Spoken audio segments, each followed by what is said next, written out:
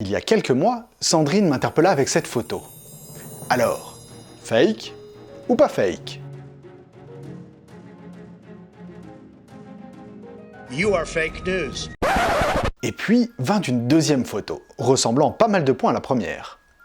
Qu'est-ce qu'il faut-il donc en penser? Alors je ne vais pas faire durer le suspense plus longtemps, non, il n'y a pas de trucage. En revanche, si ces photos se ressemblent un peu, elles n'ont en vérité que très peu de choses en commun.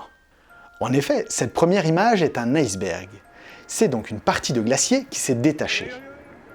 Nous avons devant nous un bon gros bloc de glace qui s'est formé à partir de neige compactée, tout simplement. Mais d'où viennent ces striures bleutées, et en particulier la plus impressionnante, en grande diagonale? Eh bien, elle date d'avant le vélage, ce moment où l'iceberg se sépare du glacier. Rien à voir avec les bovins. Régulièrement, de la neige fond et des écoulements d'eau se créent, se frayant un chemin à travers les fissures du glacier. Au Groenland, ce sont même des rivières qui se forment, appelées bédières, et des lacs entiers qui se forment.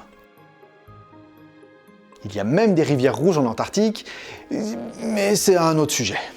Cette eau, lorsqu'elle regèle ensuite rapidement à l'intérieur même du glacier, prend cette teinte bleutée, car... Attention, moment un peu technique de la vidéo. Car, donc, elle est très pure, très dense et sans air, à la différence de la neige compactée du glacier. Les longueurs d'onde les plus longues de la lumière, les rouges, sont absorbées, et cette eau glacée nous laisse entrevoir uniquement le bleu.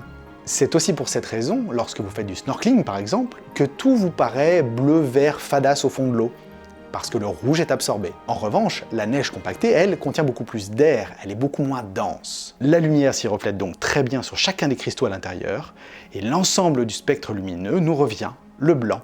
La couleur du soleil, la vraie, pas ce jaune chelou là, qui mériterait un épisode entier pour vous l'expliquer correctement. En conclusion, vous voyez là les vestiges glacés et bleutés de rivières de glaciers.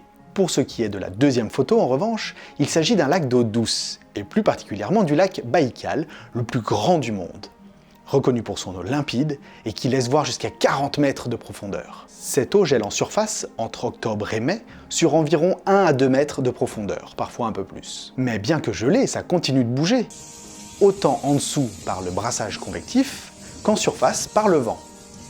Si bien que la glace peut se briser, se compacter, créant ces magnifiques paysages, d'autant que sur cette image, il a dû neiger par-dessus, ce qui est du plus bel effet. J'espère que ces explications vous satisferont, et avant de couper, je tiens à remercier tout particulièrement Jean de la chaîne I Need Space pour son aide précieuse. J'ajoute pour finir qu'il a fait une vidéo de son côté qui complétera la mienne si le sujet vous intéresse. Il y parlera beaucoup plus en détail de tout ce qui est banquise, iceberg, glacier, etc. etc. Et je vous assure qu'on a tous besoin d'un rappel si j'en crois ces sondages Twitter où on a eu tout faux. Je vous remercie, à très bientôt, salut!